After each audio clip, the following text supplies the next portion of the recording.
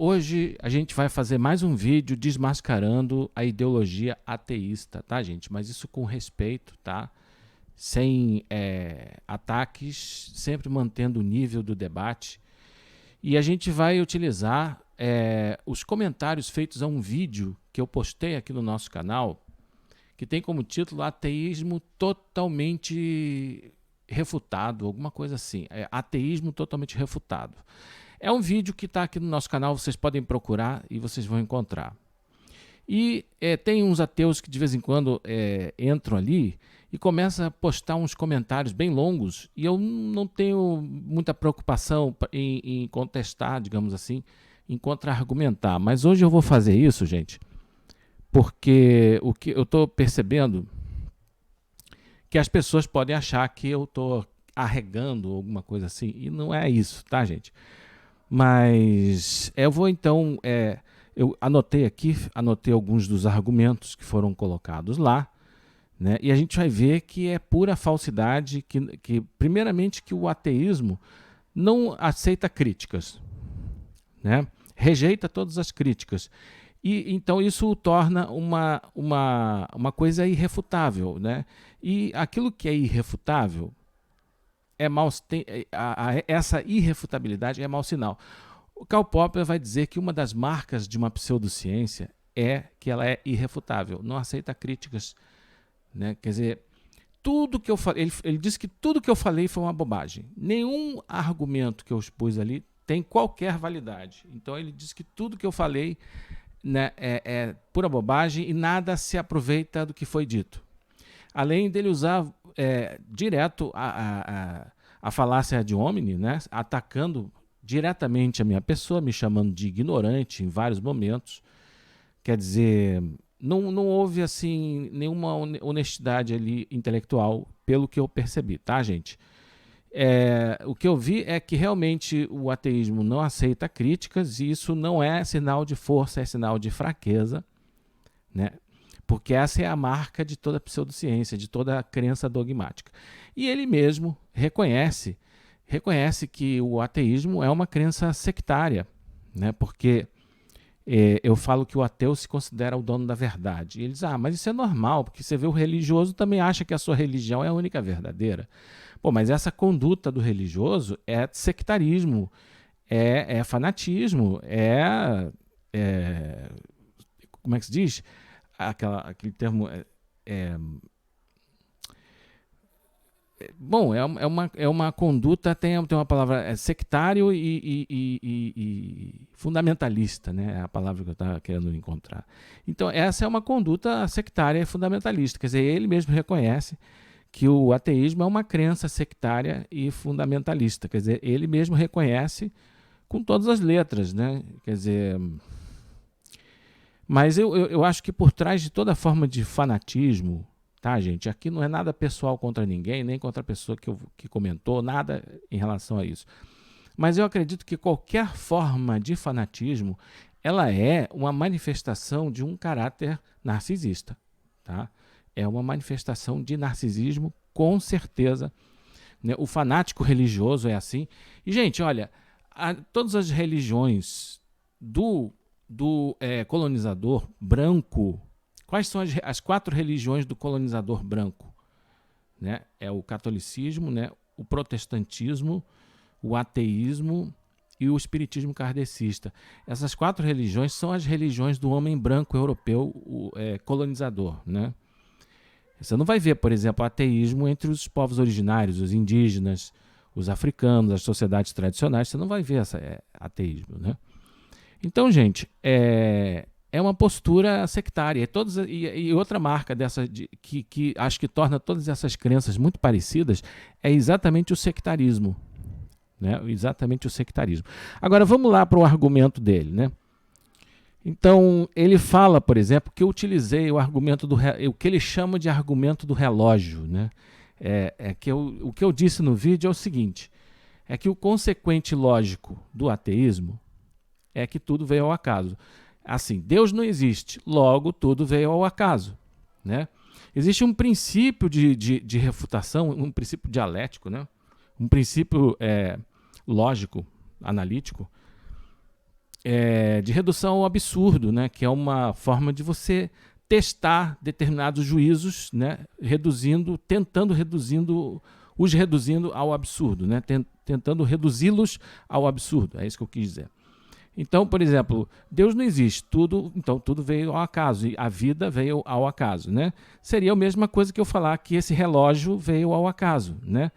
Como é que existe assim, como é que uma coisa com essa complexidade e com essa ordem poderia ter vindo ao acaso? Primeiro que isso é um fato desconhecido, né? É um fato que extrapola a experiência, que extrapola a observação, e você não pode construir conhecimento partindo de fatos desconhecidos. Além de ser um fato desconhecido, é um fato extraordinário. É um fato maravilhoso. E fatos extraordinários exigem provas extraordinárias. Tá? Gente, olha só. A princípio, o que ele fala é o seguinte, né? Que esse argumento já foi contestado pelos filósofos. É isso que ele fala. Aí eu queria saber que filósofo. Ele fala que já foi contestado pelos filósofos, mas quais filósofos? Ele não fala. Eu desafio a você dizer quais são os filósofos que contestam esse argumento.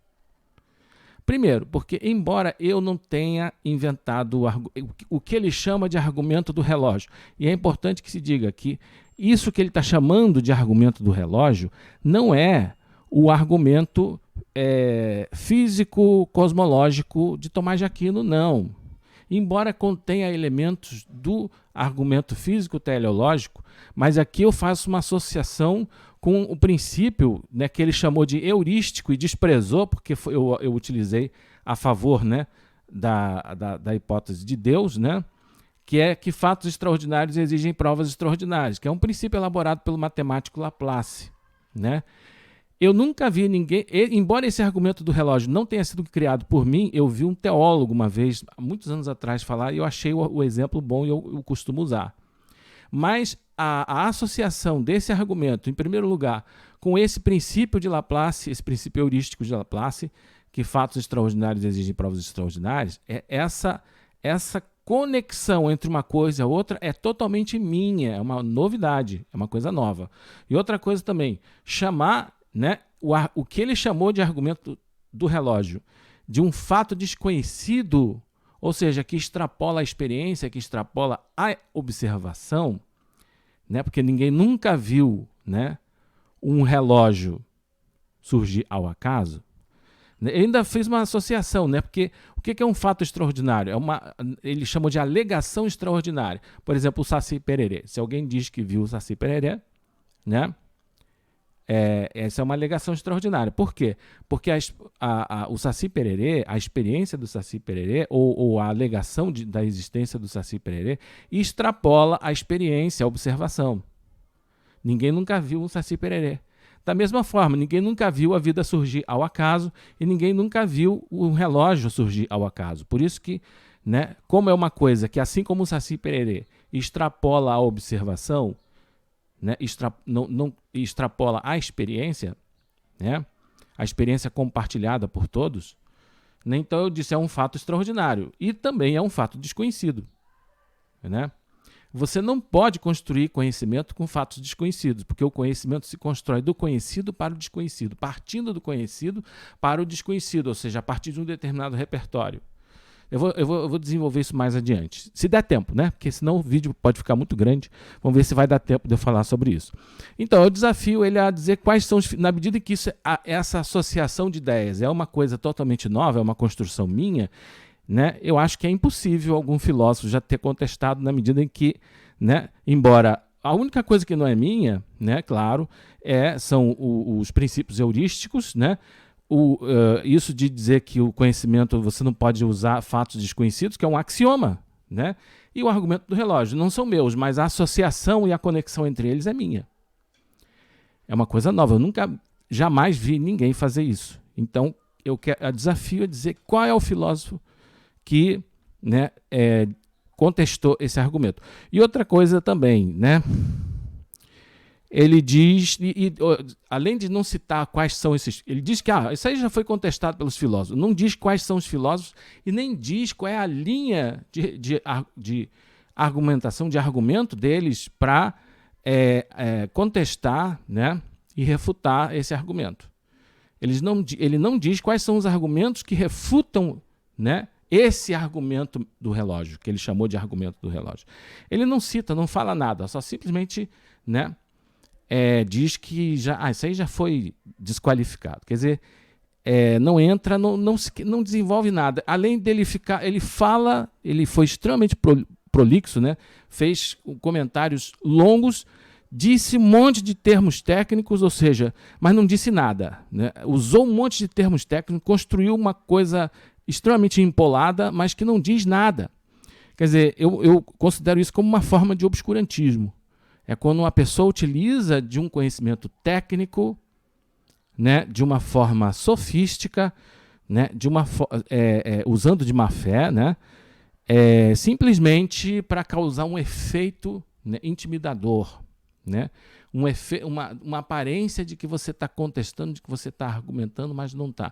Isso é obscurantismo, eu considero isso como uma forma de obscurantismo, né? E também uma outra coisa que ele falou, que o argumento do relógio, ele chama isso de argumento do relógio, né? É uma forma de reducionismo. Ele é reducionista. Ele não tem. Aí ele não explica o que ele quis dizer com reducionismo, né? Porque eu acho que mais adiante ele diz o seguinte, que o consequente lógico do ateísmo não é o acaso, porque eu coloquei da seguinte forma, né? Deus não existe, logo tudo veio ao acaso. Ele fala, né, que o consequente lógico do ateísmo não é o acaso. Então qual é? Qual é o consequente lógico do ateísmo? Hein, ateu? Me diga qual é. Eu não sei, eu não entendi o que você quis dizer com isso, né? Então, ele fala que é reducionismo e diz que o consequente lógico do ateísmo não é o acaso, mas não diz qual é, então, o consequente lógico. Não, o que acontece é o seguinte, é que eu usei de um recurso chamado redução ao absurdo. Eu vou explicar como é que funciona ele. Como é que você faz? Você pega um enunciado, né? E, por inferência, você extrai todos os seus consequentes lógicos. Quando as premissas são falsas, infere-se um falso silogismo, né? Então, isso se chama redução ao absurdo. Então, por exemplo, Deus não existe, logo tudo veio ao acaso, né? Mas só que isso é um fato desconhecido, né? Porque a gente sabe, por exemplo, que esse relógio não poderia ter vindo ao acaso. Isso extrapola a experiência, extrapola a observação. E além de ser um fato extraordinário, é um fato desconhecido. E ainda mais os organismos vivos, né? Que são muito mais complexos do que esse relógio, né? Então, através da redução ao absurdo, eu falsifiquei a premissa, a premissa ateísta, né? Então, isso é um recurso válido, um recurso de demonstração e refutação. Toda a filosofia utiliza esses princípios, né? Além disso, quando eu falo assim que você dizer que tudo veio ao acaso, a vida veio ao acaso, é um fato desconhecido, né? Isso faltou eu acrescentar isso ao argumento, né?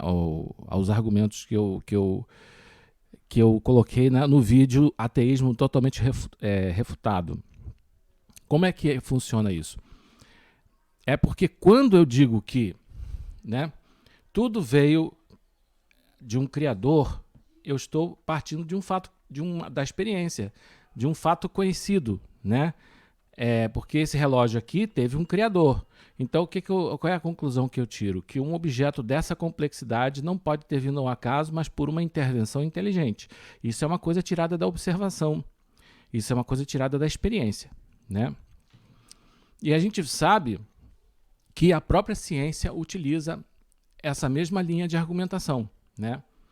Então, por exemplo, Carl Sagan, quando ele vai falar sobre como reconhecer vida inteligente em outros planetas, ele vai falar, como é que a gente reconhece vida inteligente em outros planetas? Isso é uma colocação que ele faz, né? No livro, aquele O Mundo Povoado por Fantasmas, negócio assim, dos escritos dele, né?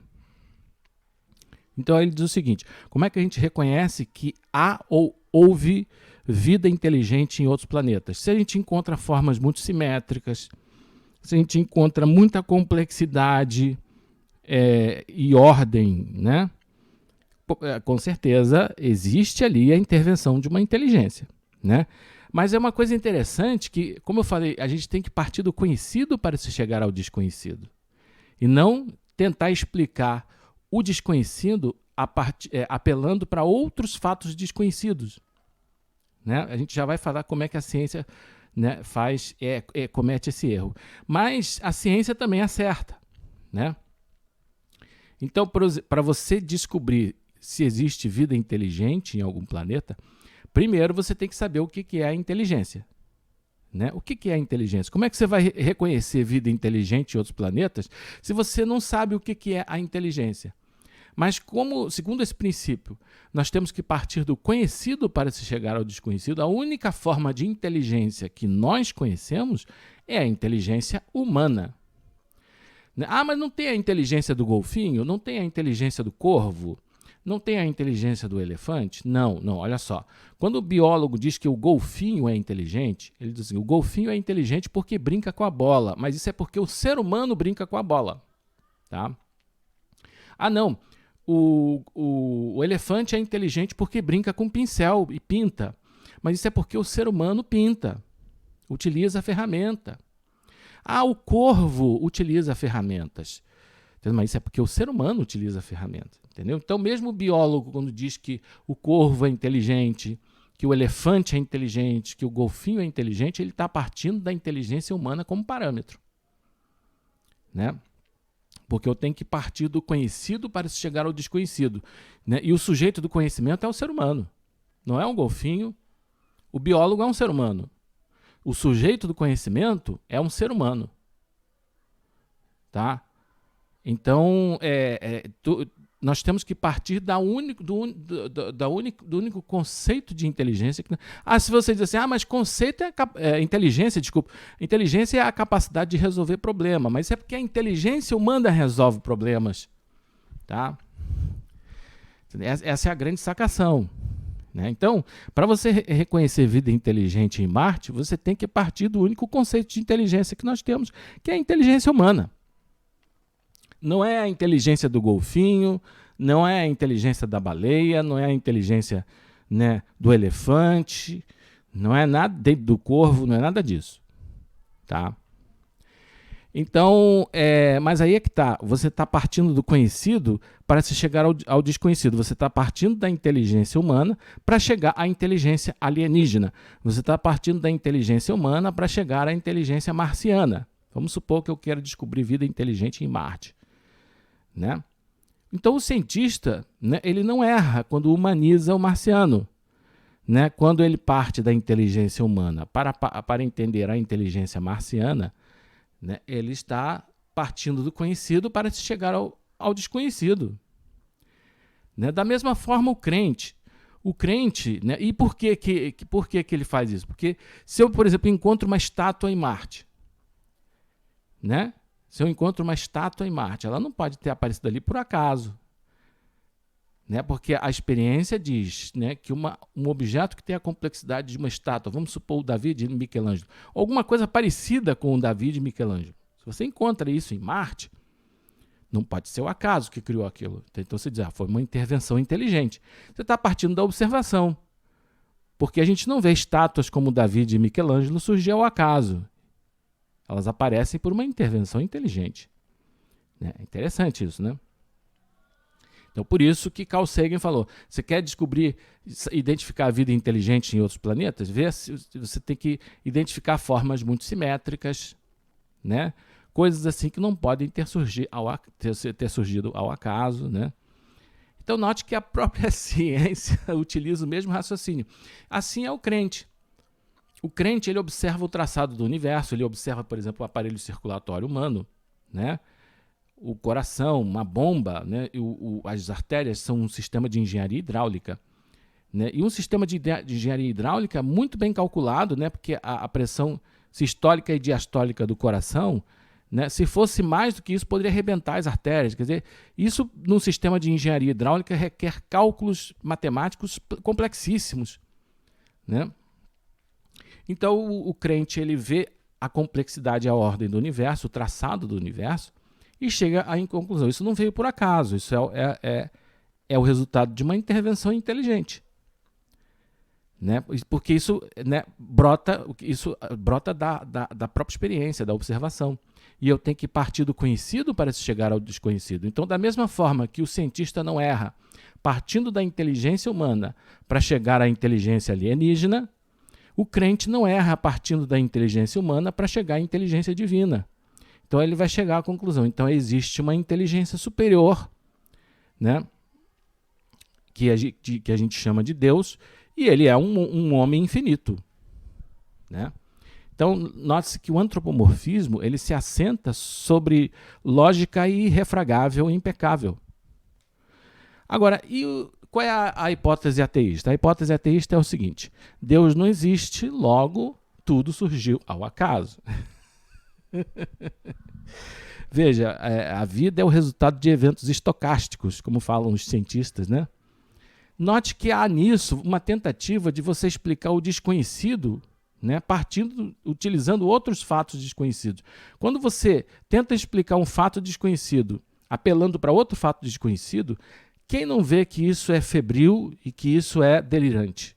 Isso é delirante. Eu vou dar um exemplo do que é você tentar explicar, né, um fato desconhecido apelando para outro fato desconhecido.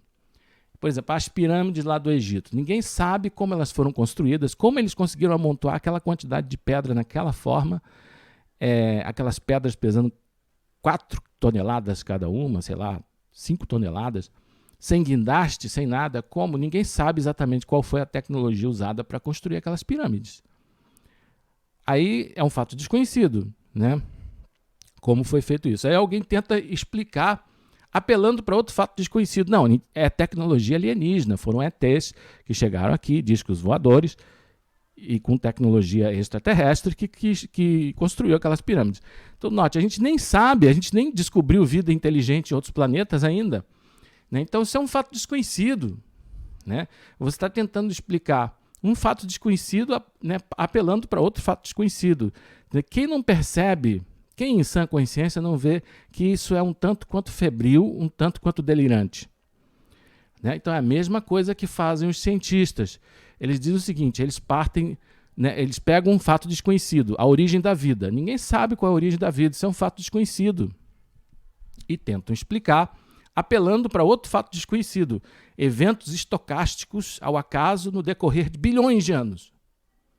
Primeiro que ninguém viveu bilhões de anos e voltou para contar o que pode acontecer em bilhões de anos. Então isso é um fato desconhecido.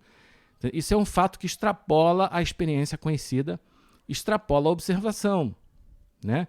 Então, a hipótese de Deus, ela pelo menos tem uma vantagem. Ela parte do conhecido para se chegar ao desconhecido. Isso é um axioma.